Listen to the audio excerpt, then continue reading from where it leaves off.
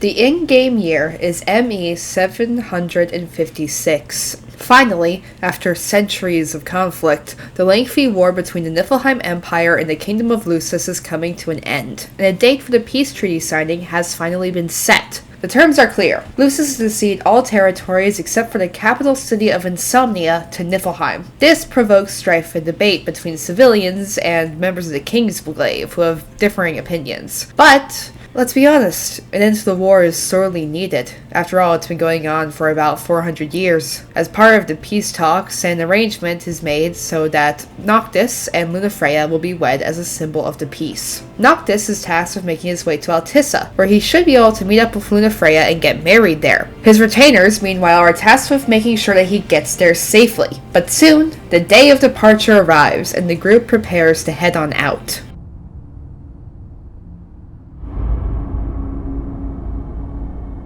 The decreed hour is come.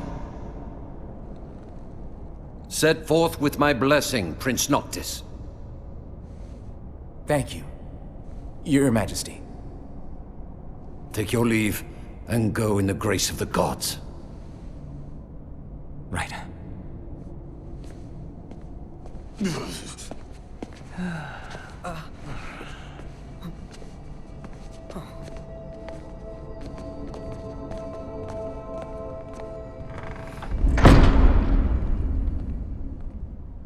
Well, princes will be princes.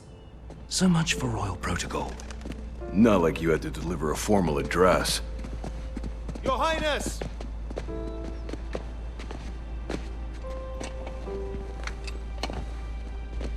What now? I fear I have left too much unsaid. You place a great burden on those who would bear with you. You're one to talk.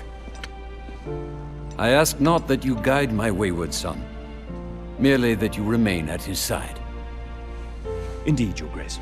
We'll see the prince to Altissa if it's the last thing we see. Yeah, what he said. Hate to break this up, but Kor's got the motor running. Drados, he's in your hands. And another thing. Do mind your manners around your charming bride-to-be. Your Majesty as well.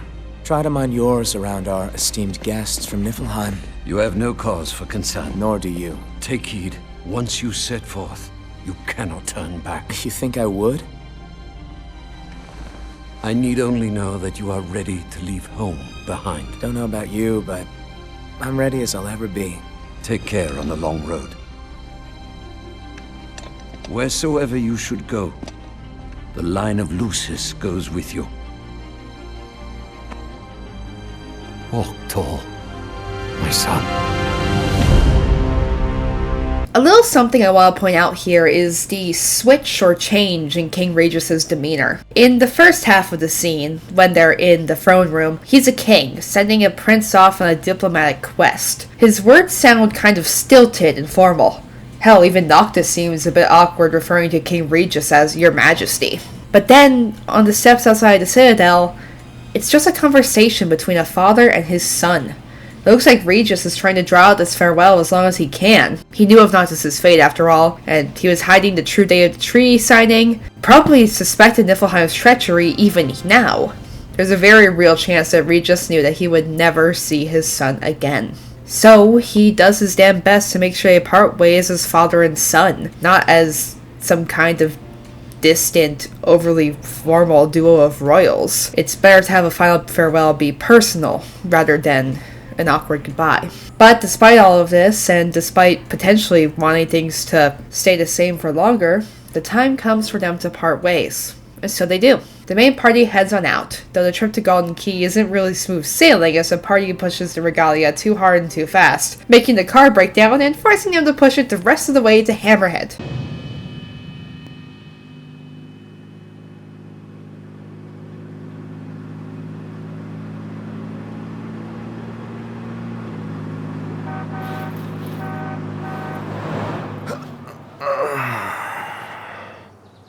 I think we can forget about hitching our way there. Thought people were friendly outside the city. You can only go so far on the kindness of strangers. You're just gonna have to push her all the way. I've already pushed myself to the brink of death. Get up. Come on, car isn't gonna move itself. Sheesh. I thought the car was supposed to move us. Wouldn't that be nice? Can it? Ready, steady. Push! Something's so heavy.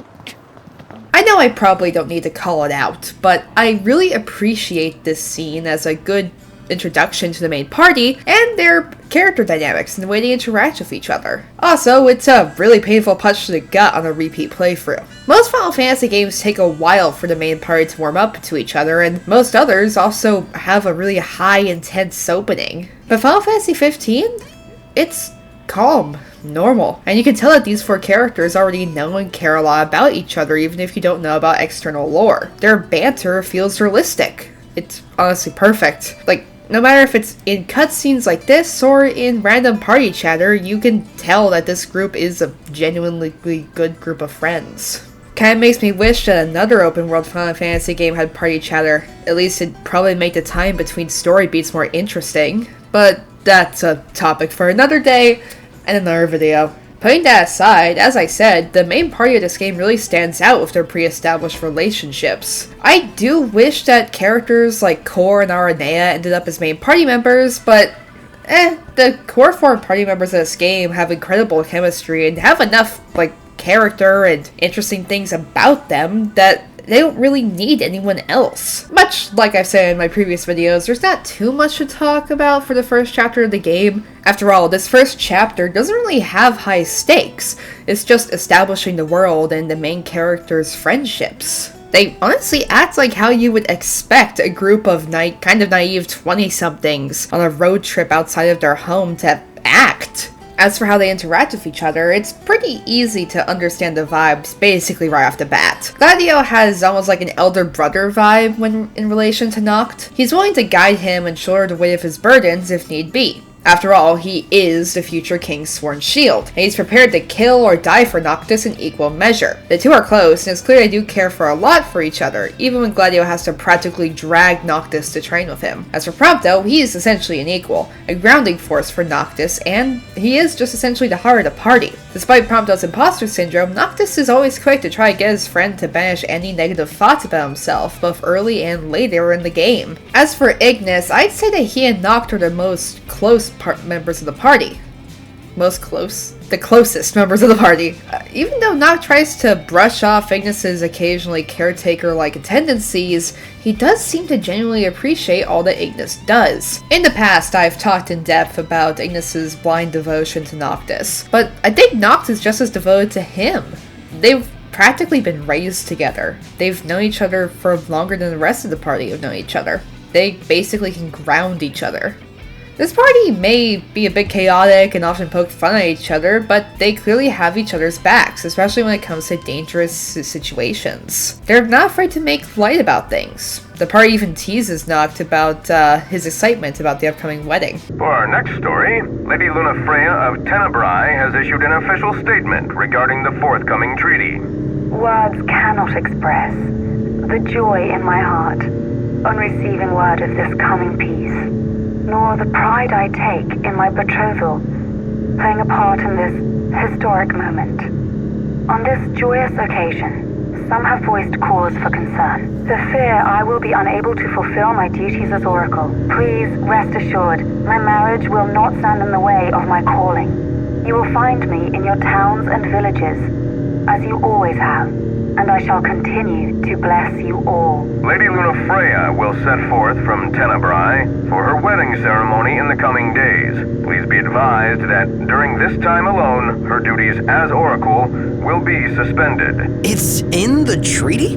Of course. Simple formality. One of those symbol of the peace deals. So it's more like a marriage of convenience. Her ladyship seems nevertheless amenable to the prospect. And Noct here likes the idea. What's that? I do? Buzz off. A fairy tale, Lady Lunafreya back to the Crown City? Nah, no need to rush to happily ever after. Wow. Still can't believe you're actually tying the knot, dude. How does it feel now that it's finally happening? Fine, I guess. Ah, come on, you can't fool me. Any guy would be over the moon to marry her. No big deal. Yeah, whatever. It feels like a genuinely realistic interaction between friends. After all, who hasn't teased a friend of theirs about their situationship? Like, Prompto, Gladio, and Ignis are just a step away from being like, oh, you're so in love with her, half-mockingly. Honestly though, all jokes aside, it looks like Noctis is genuinely happy to get married for Lunafreya despite the teasing he endures. It makes sense though. Even though they've not seen each other in ages, they've been keeping in touch by sending notebooks and messages back and forth with the help of Umbra. It's essentially been a long-distance relationship, which is just as valid and loving as an in-person one can be, just with extra yearning. One of my best friends is in a long-distance relationship with someone who's on the opposite side of the world, and they are adorable together. I legitimately don't understand the people who try to say that Noctis and Lunafreya can't be in love just because they've been separated for years. It looks like Noctis is legitimately excited for this wedding, and we find out later that Lunafreya was, like, just as eager. However, as we know, things don't exactly go according to plan. The party gets to Golden Key and is informed by a self-described man of no consequence that the ferries aren't running before he just wanders off. A fellow named Dino, near the docks, elaborates on this, informing the party that the Empire has shut down all transportation to and from Golden Key for the time being. He offers to help secure them away to Altissa in exchange for tracking down some ore, which the party swiftly handles. They then spend the night at the nearby hotel with the plan of heading onwards the next day. Though, as we know, things don't exactly go according to plan. The Empire was playing the long game, and there wasn't much that the Lucians could do.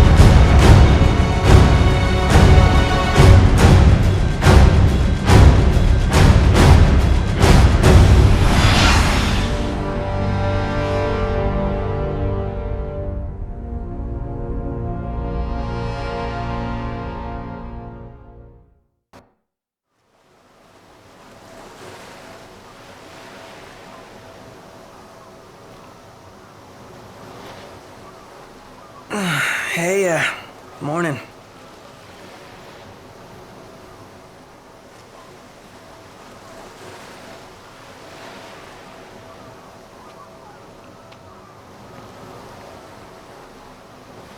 Where's Specs? Should be back any minute now.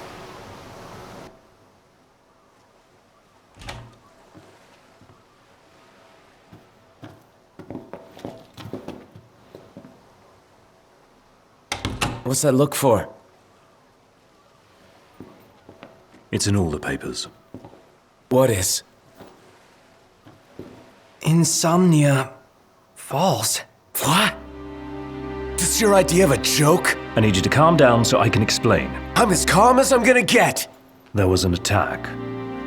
The Imperial Army has taken the Crown City. As treaty room tempers flared, blast lit the night sky. When the smoke about the Citadel had cleared, the king was found dead. No, wait. Hold on. We had no way of knowing What? Knowing what? that the signing was last night. That But insomnia... the wedding! Altissia! I know. That was the plan. Yet the reports of the invasion are all the same. How could every headline in the kingdom be wrong? Lies.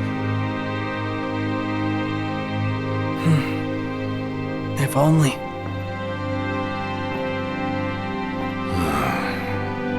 What else do we know? Well, then we can't be sure until we see it with our own eyes. And that means we go back to Insomnia. Might not be safe for us there. Might not be safe for us here. Turn back.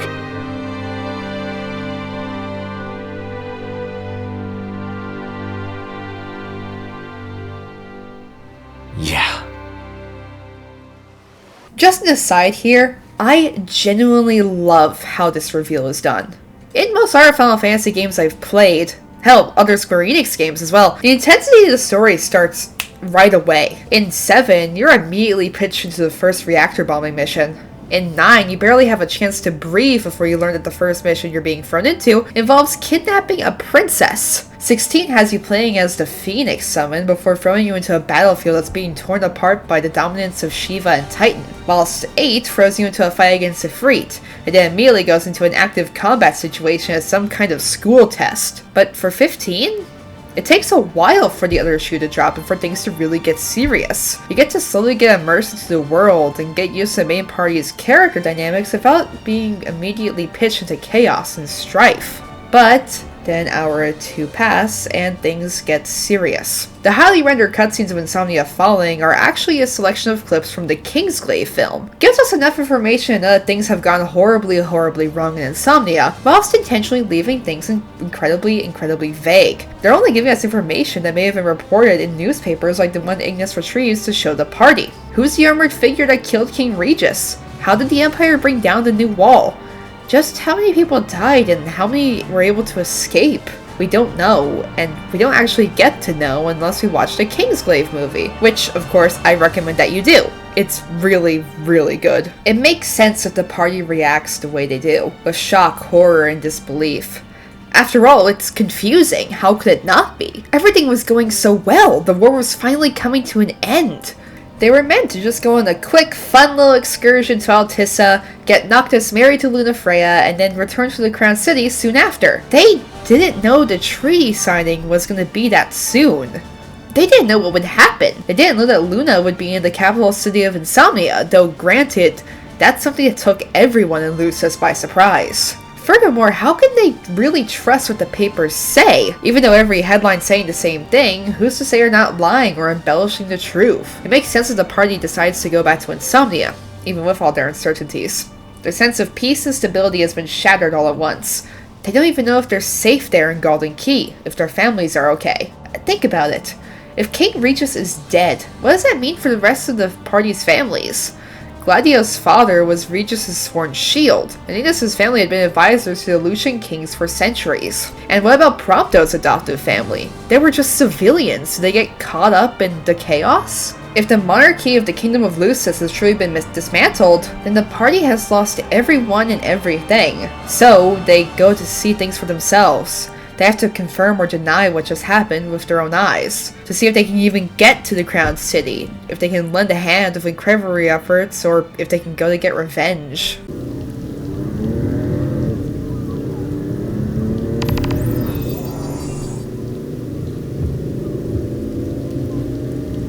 I hope everyone's okay. A lot of good hoping's gonna do. You mustn't lose faith. Really? Can faith stop a fleet of Imperial dreadnoughts? Just give it a rest. My old man had plenty of faith. Enough. The Empire lied. They betrayed us. Conjecture gets us nowhere. We're searching for truth.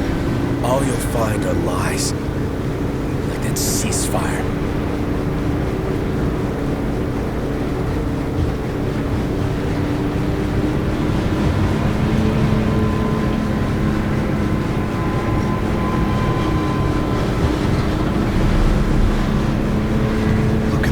Of those things. Imperial dreadnoughts. They transport soldiers, namely the Magitech infantry. The robots? Mass-produced humanoid weapons of warfare, to be more precise. Doesn't look like they'll be signing that peace treaty.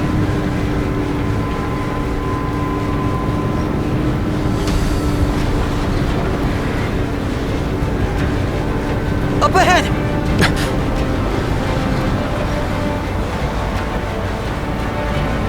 They've set up an inspection point. If the road ahead's blocked, then we find a way around.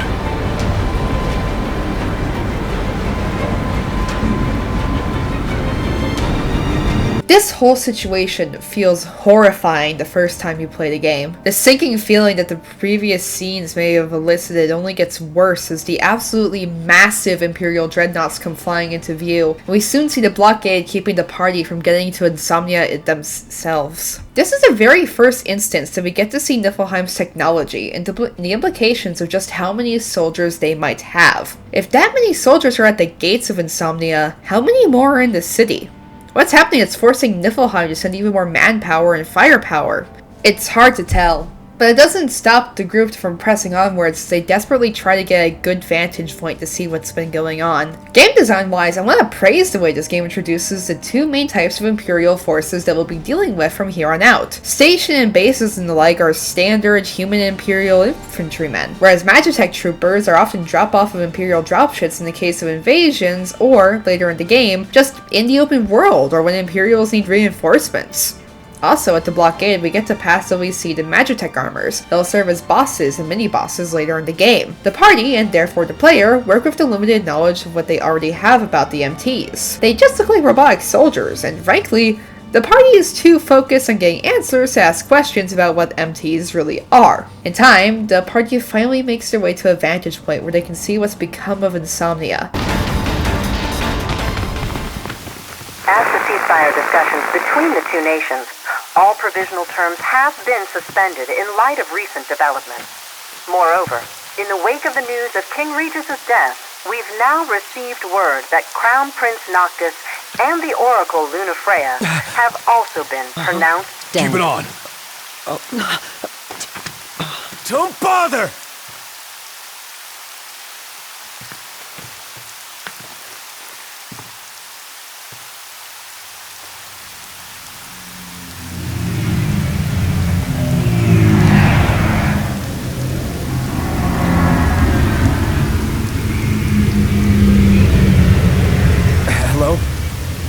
Cor?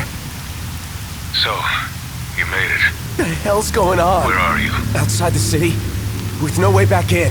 Makes sense. Makes sense? Are you serious? What about any of this makes sense? The news just told me I'm dead, along with my father and Luna. Listen, I'm heading out to Hammerhead. About the king. It's true. If you're looking for the whole truth, you know where to find me. Get moving. Right.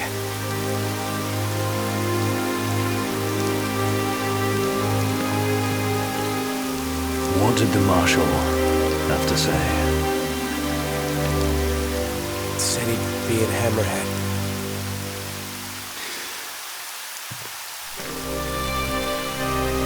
And the king?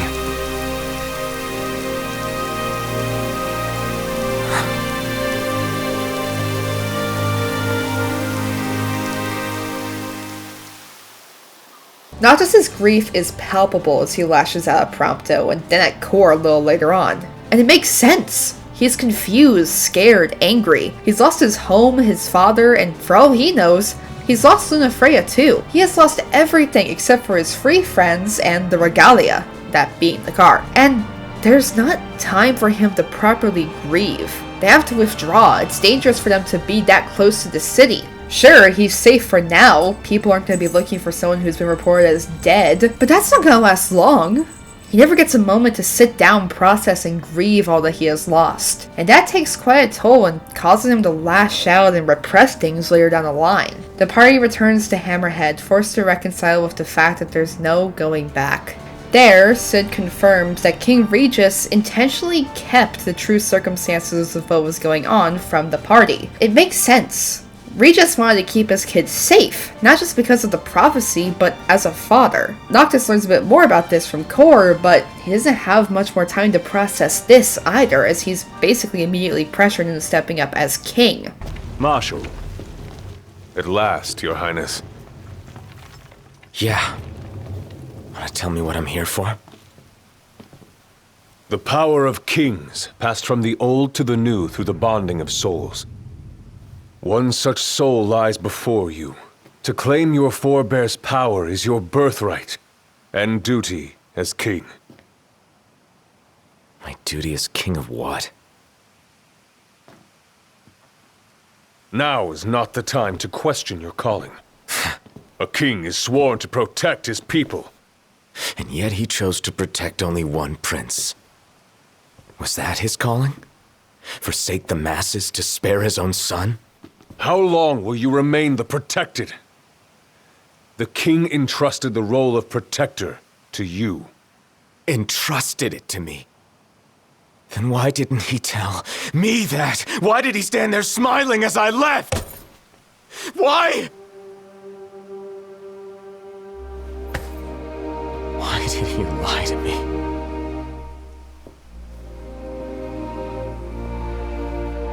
That day, he didn't want you to remember him as the king. In what time you had left, he wanted to be your father. He always had faith in you, that when the time came, you would ascend for the sake of your people. Guess he left me no choice.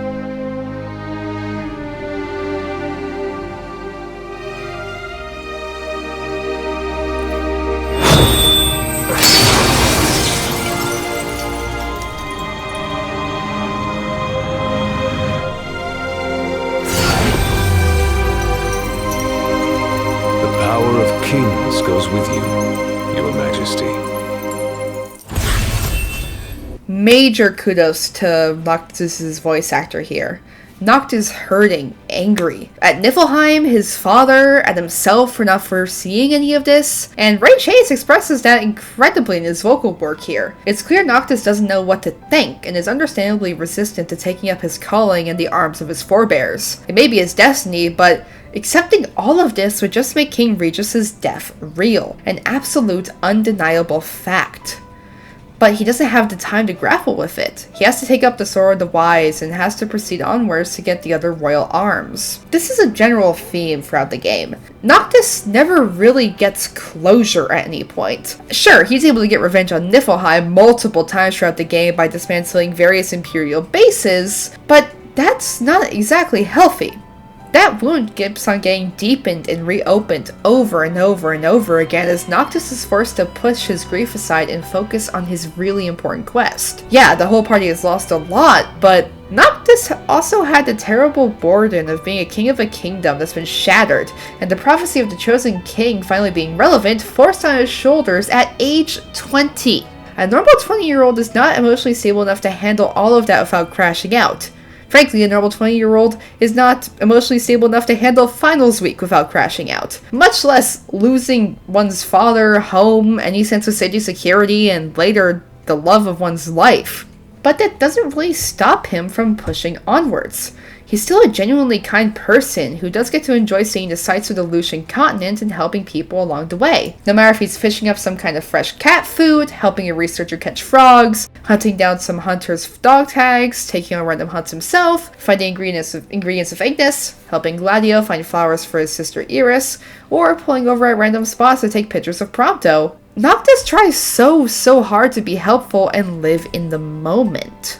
After all, he genuinely loves his friends and loves the adventure that he's going on. Despite the hell they're going through, they are still on a road trip, at least for the first portion of the game. They stop to fish, to get photos, to remember the journey they've had so far. They talk and laugh around a campfire while enjoying whatever Ignis cooked up that night, staring up at the stars as it almost seems like all their troubles are miles away. They have quests to complete, but Noct, Ignis, Gladio, and Prompto still have a life to live. They seem to be taking every moment they can just to live it, even with the Empire hot on their heels. Hell, Noctis even gets to have something to look forward to when he later finds out that Lunafreya isn't dead. Honestly, then his sole goal shifts from just staying alive to reuniting with her. Despite all his grief, he looks like he's trying so hard to stay upbeat, which also isn't healthy.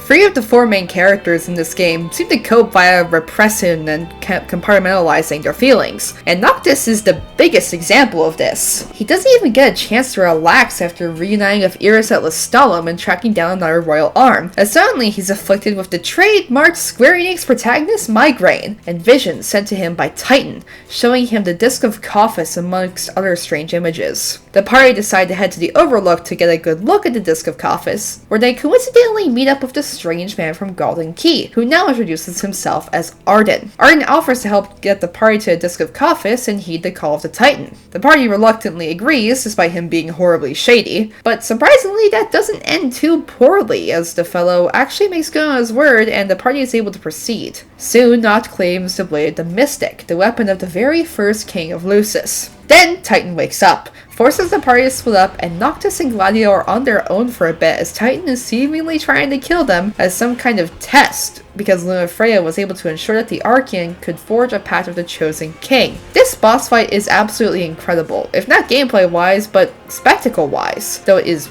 kind of fun. I just love the scale of some of the bosses in this game. I aspire to make giant set pieces and bosses like these in my own video games one day. But I really don't want to focus on the fight itself here. Rather, we do have a little moment here that's kind of important with Gladio. It's one of the few moments that we see that Noctis is struggling a bit.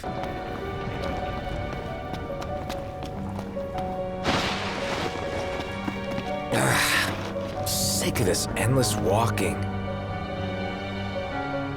And I'm sick of your endless whining. Calm the hell down. Get off my back. Are you a man of royal blood, or aren't you?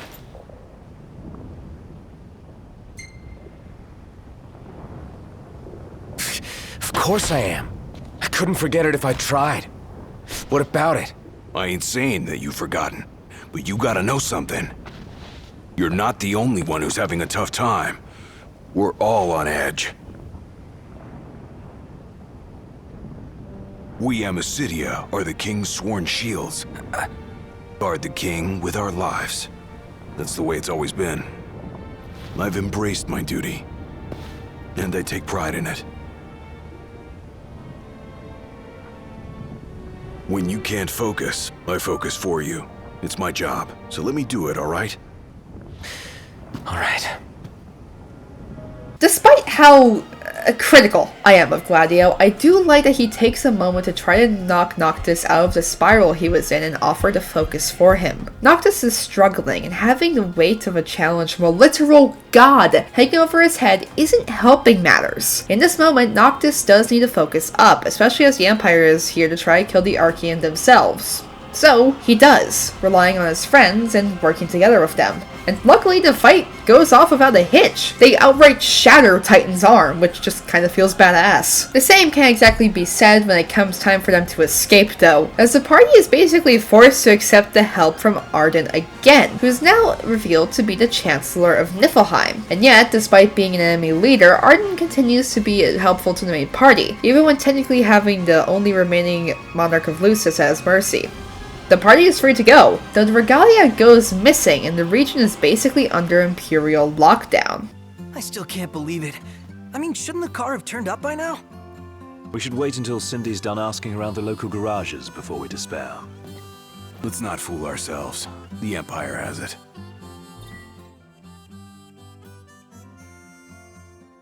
Then maybe we could ask Arden to help us out again, right? The Imperial Chancellor. He represents a problem, not a solution.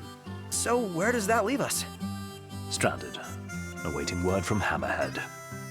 In the meantime, we'll have to hoof it. Look, it's Umbra!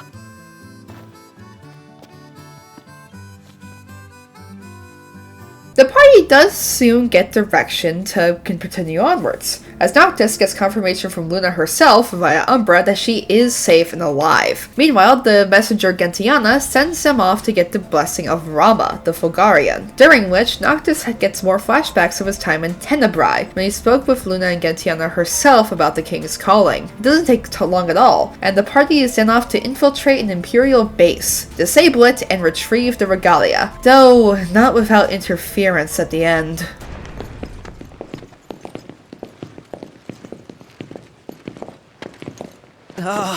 Guys? Long has it been, Noctis. Ravis. You received the storm's blessing, and yet You know nothing of the consequences. Watch it. Be still, all of you. Not good. Heir to a crown befitting no other. Witness his splendor and glory. All hail the chosen king. Awful high and mighty for an Imperial rat, serving the enemy to hunt down Luna. I do not serve, I command! The king's sworn shield. You better believe it. A weak shield protects naught.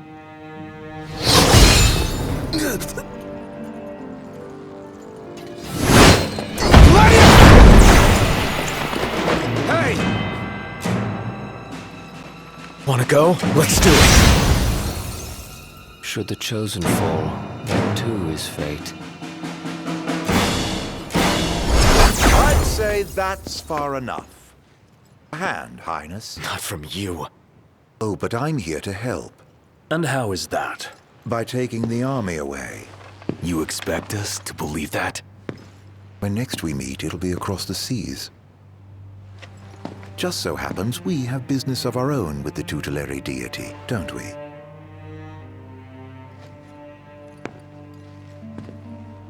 Fare thee well, your majesty.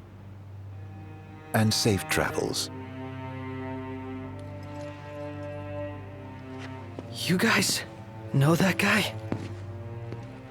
Ravus Nox Fleuret, first son of Tenebrae, and elder brother to Lady Lunafreya. I legitimately wish that Ravus Nox Fleuret was a more present villain than he is in this game. We don't really get a singular secondary antagonist from the villainous faction in this game, which feels baffling. Final Fantasy VII had Rufus Shinra, the Turks, and most of the heads of Shinra are in Reeve. Final Fantasy IX had Queen Bran, but for 15, we have a selection of various important Imperial people that don't really get much time in the sun. Ravus could have proved to be a really good narrative foil for Noctis and a genuine danger to the party, especially as he just threw Gladio back like he was nothing, and his boss fight in the episode Ignis DLC is really, really good. And, of course, there are foundations for a proper rivalry between Noctis and Ravus. After all, Ravus shows blatant scorn for Noctis, and we later learn that he doesn't think Noctis worthy of the title of Chosen King. Furthermore, he loathes the sacrifice that he knows Luna will have to make in time. On the other hand, Noctis is equally disgusted by Ravus. In his eyes, he's basically a traitor. After all, he is now the High Commander of the Imperial Army, the very same army that is hunting down Luna. From an outside perspective, it looks like Ravus is willing to throw his own sibling to the wolves and throw away his own morals. Noctis is justifiably angry, and if Arn didn't interfere here, I think we would have gotten a proper boss fight against Ravus, which is a damn shame. I think we should have had a couple fights against him before he was demonified. Still, the party doesn't press their luck. They proceed as normal, returning to Lestalem, barely getting a chance to grieve the death of Jared, a kindly old man who helped them earlier in the game, instead having to go onwards to Cape Caelum.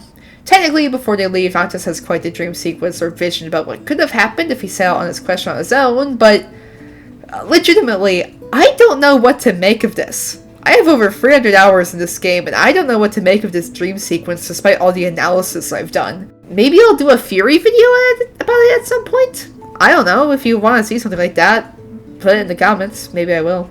Either way, onwards the party goes as the game proceeds as normal. They dismantle their Imperial base, gently making fun of each other along the way, they track down their royal arm, and soon safely make it to Caelum, only to split up with Gladio and go off to track down Mithril to fix His Majesty's ship. The party is again forced to work alongside Imperial forces, but if anything, teaming up with Aranea in the prettiest dungeon in the game is a delightful time that shows how willing Noctis is to work with those who actually have a sense of humanity, and are willing to cooperate with him instead of immediately trying to kill him. We see that again later in the game, and in the novel, with a few different characters. The party retrieves the Mithril, meets back up with Gladio, and they're soon on their way to Altissa, but not before hearing some wise words from Sid and Kor. At last, the party is on their way to reunite with Lunafreya, but little did any of them know, this would be the last time that Noctis would set foot on the Lucian continent for about a decade.